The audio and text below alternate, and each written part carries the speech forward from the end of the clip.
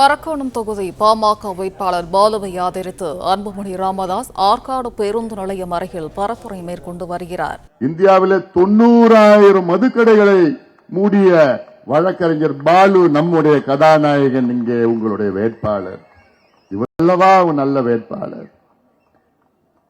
மதுக்கடைகளை மூடிய வேட்பாளர் பாலு. மதுக்கடைகளுக்கு சரக்குகளை கொடுக்கின்ற திமுக வேட்பாளர் ஜெகத் ரட்சகன் அவர்கள். ஜெகத் ரட்சகன் பத்தி தெரியும்லம்மா உங்களுக்கு?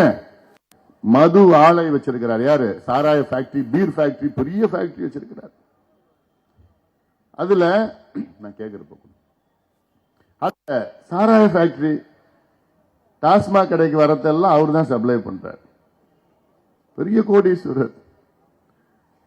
அப்போ 2 வேட்பாளர் நினைச்சு பாருங்க, யார் உங்களுக்கு வேணுமா? சாராய கடையை, டாஸ்மாக் கடையை மூடிய வழக்கறிஞர் பாலுவா, சாராய கடையை நடத்தி கொண்டிருக்கின்ற ஜெகத் ரட்சகனா? யாருமா வேணும்? தம்பிங்களா, யார் வேணும் உங்களுக்கு? பாலு. பாலு இது நான் ஏதோ சொல்லணும்னு சொல்ல, நடக்கிறது தான் சொல்லிட்டு இருக்கிறேன். இது ஒண்ணு.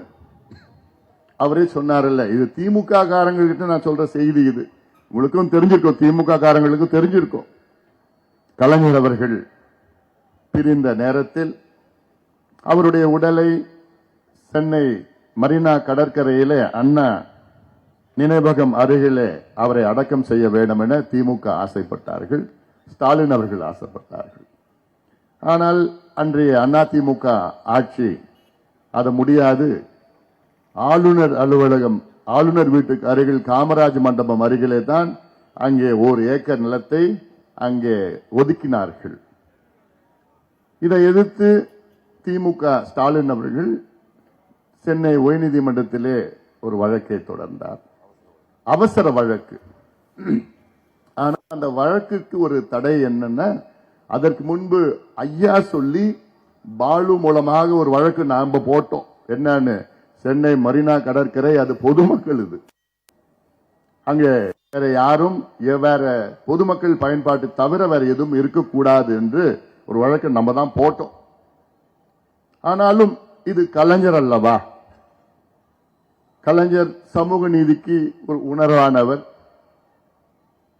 எம்பிசின்னு ஐயா போராடி கலைஞர் கையெழுத்து போட்டார், அது வேற. எம்பிசி பெற்றுக்கிறது யாரு? ஐயா தான். கையெழுத்து போட்டது கலைஞர்.